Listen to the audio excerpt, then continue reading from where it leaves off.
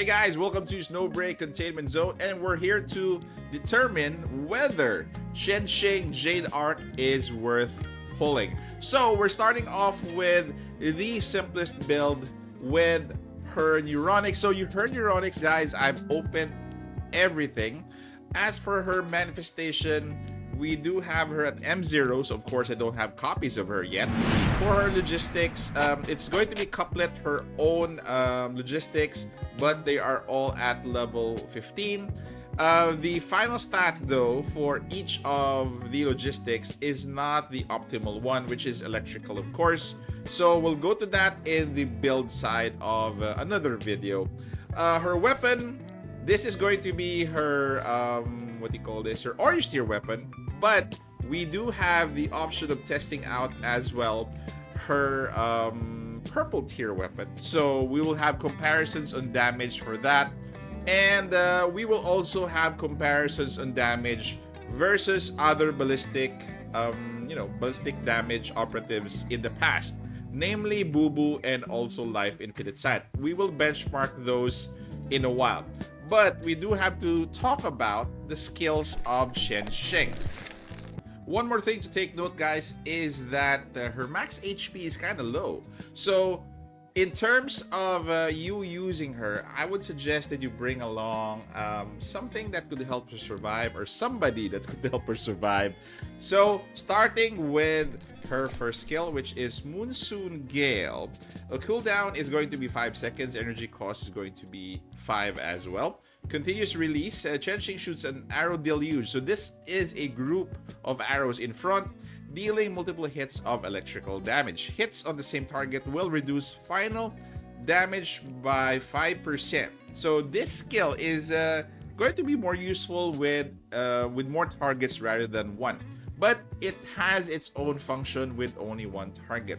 So with each hit up to 15%, this deals double damage to shields and has a 100% chance to deal crit.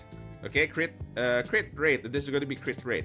Deal crit damage. Deal crit. Okay, and can be affected by bonuses to ballistic damage, hipfire ballistic damage, and target ballistic damage taken. While shooting arrow deluge, increase anti-interruption ability. If Chenxing uses this skill again while performing it, increase the skill's duration without restarting the action. If arrow deluge defeats a target, restores 5s energy and reduces standard skill cooldown by 1 second. Take note that this skill scales on her attack stat. So for neural skills, when equipped with an electrical weapon, first standard skill hit on each target embeds the arrow with target with one arrow. When equipped with an electrical weapon, for every different target hit, decrease standard skill cooldown by 0.33 seconds. Each target can trigger this effect every 0.5 seconds. So this skill, in summary, is going to be more useful to a mob, but has a role in single target. We'll talk about that later. Moving on, this is going to be Scattering Blow. This is her support skill. Cooldown is 25 seconds. S energy cost is 25. I'm not sure if you're gonna be using her as a support unit, but again, it is here for a reason. Chenxing fires an arrow towards the sky, creating a thunderfall array in the air that lasts for 8 seconds, shooting a lightning leaf at a random location every 0.5 seconds. Upon contact the ground, lightning leaf forms a shock grid, dealing 1 instance of electrical damage to targets within every 0.5 seconds. Shock grid lasts for 3 seconds. Again, this skill scales off her attack stat. For her neural skills, the add-ons, when shock grid deals damage, each target inflicted with paralyzed for 1 second. Each target can be inflicted with paralyzed by shock grid up to once every 4 seconds. Increased duration with Thunderfall Array to 12 seconds. And the last skill, except for the Deus alignment, is going to be Furry's Call. This is going to be her ultimate. Cooldown is going to be at 8 seconds. This does not have a U energy cost. Take note of that. This will play a lot in her skill rotation later. So passive Chenxing's max max charge shot embeds 1 arrow in the hit, up to 200 embedded arrows across all targets, meaning multiple targets in place, and up to 50 max in a single target. So when a target is embedded with an arrow, Chenxing's ultimate skill is locked, extracts all embedded arrows from the bodies of targets, each embedded arrow dealing electrical damage to the target. This damage is not affected by weakness or fortified parts. For each additional arrow extracted, increased damage and replenish 1 arrow for Chenxing will not exceed ammo capacity. This deals double damage to shields, 100% to deal crit again, and can be affected by bonuses to ballistic damage, hip fire damage, ballistic damage and targeted, ballistic damage taken. This ultimate skill animation can be disabled, so you know what to do. This one scales off attack as well, so take note of that. When Chenxing's ultimate skill is unlocked, increase her reload speed by 50% when equipped with an electric weapon, dealing damage with max charge. Shot decreases ultimate skill damage by 1 second. So the mechanic to her ultimate is going to be, if you're gonna have to shoot arrows, okay? You're gonna be shooting arrows through her regular shot and her standard skill. Her standard skill counts as only 1 arrow if it's only 1 target. Take note. So you're gonna have to build up the stacks here up to 50 in a single target, but you don't have to build it up to 50. I've tested this out. 50 is so long. You can actually build up to 20, between 20 to 30, then you can release the ultimate. So that's it. Okay, going to her Deus alignment. For every 0.5 seconds, the Chenxing continuously uses standard skill, gains 1 arrow Stormwake, gains 1 Stormwake arrow up to 3. So the skill rotation would be using standard skill, then shooting these 3. Once you gain 3, you could shoot these 3 using your standard, your basic attack. Okay, but you have to hold it a bit. So standard skill, using these 3 and going back to standard skill. That is basically your skill rotation, building up to the 20 or 30 stacks for your ultimate. So that is the skill rotation. We're gonna be applying that in a while. Stormwake arrows increase charging speed by 60, cancels the charging speed boost provided by dodging after tracking the arrows that fire automatically at max charge. The increase in final damage is 140%, but decrease in U energy recovery and destructible object damage, 270 of original value. For each additional index, crit damage amplifier is going to be increased by 8%. So with that said, we're gonna have to test the skill rotation, the one that we talked about, versus number 1 versus different operatives in her class, which is ballistic damage, and also versus your different weapon. You have your orange tier weapon and we have your purple tier weapon. So my orange tier weapon is going to be at tier 1 and my purple tier weapon is going to be at tier 1 as well, just for comparison, more or less, if you want to pull for the orange tier or not. So let's move on to the next in terms of gameplay. So we're gonna be using Najal as our benchmark test for damage against 3 ballistic damage dealers. Okay, so take note that Najal doesn't have any resistance versus any of the elements, so this is going to be perfect for the test. And we're starting off with Lyfe. So let's go over what I have for Lyfe. So Neuronics, I have unlocked everything.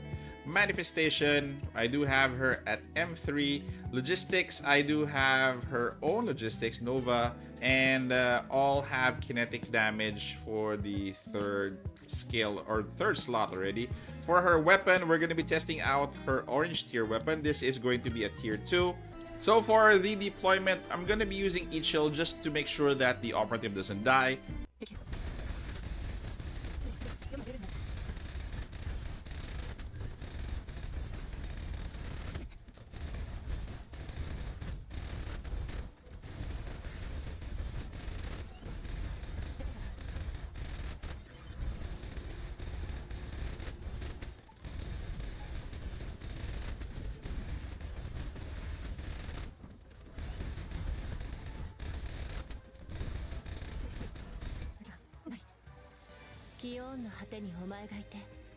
So for our second operative, we do have Bubu here. Neuronics are all unlocked. Manifestation is going to be at M1.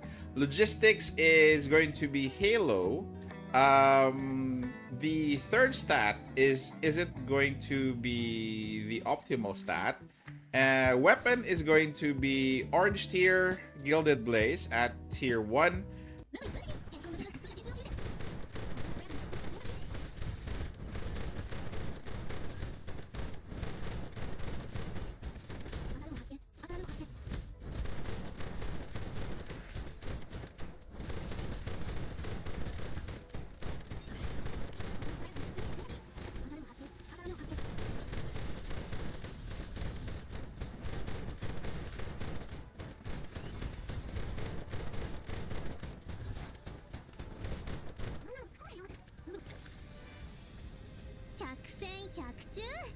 So now for Chenxing, we're gonna do a regular run without the fast forward. Neuronics are all unlocked. Manifestation is at 0. Logistics is a couplet. Again, we don't have the third stat for her. Weapon is going to be, the first run is going to be the purple weapon so that we could compare damage as well. So let's move on to the gameplay. So again, I'll be pairing her with Ichil with her purple tier weapon, and let's see how the damage goes. Okay, so I think to note with this run, the weapon of choice, the purple tier, is also at tier 1. So take note of the difference because I don't have her now at the purple weapon at tier 5. So definitely we're gonna have a better benchmark at tier 1.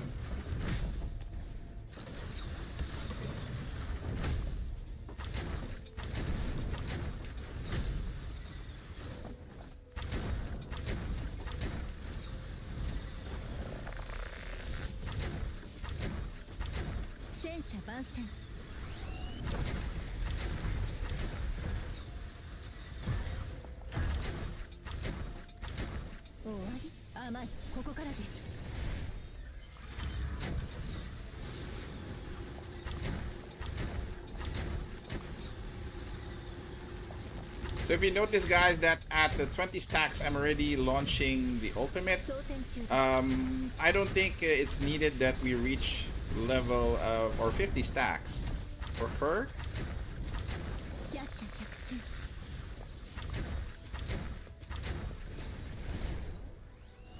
Anyway, this is a speed run, so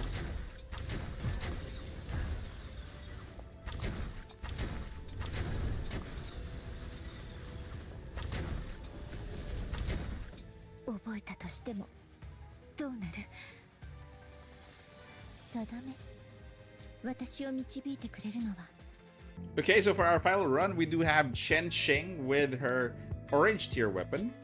And same as usual, we will bring her together with Ichil.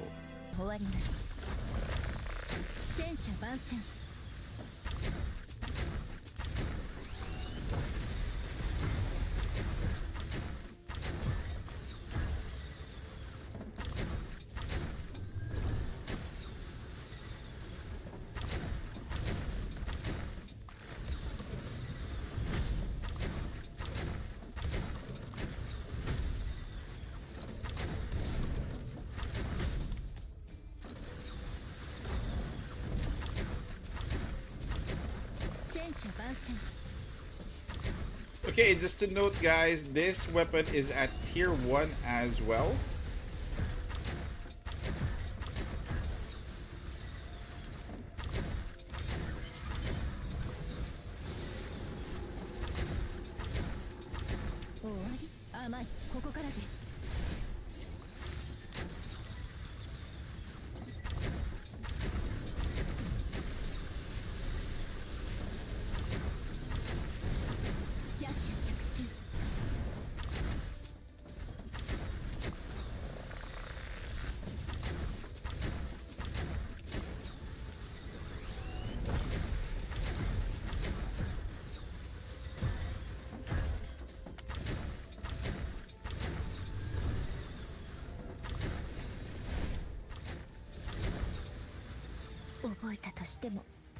どうなる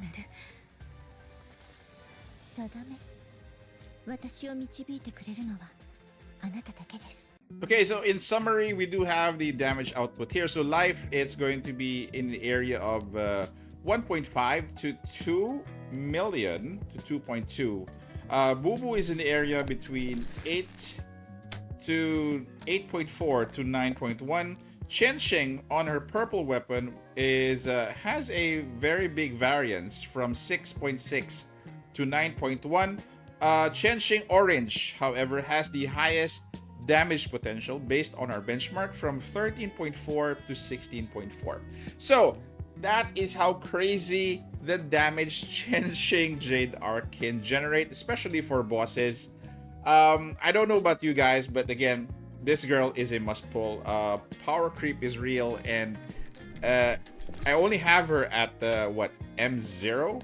Imagine what she can do at the higher manifestation. So that is it, guys. Take care, stay safe. This is the Warden, and I'm out of here.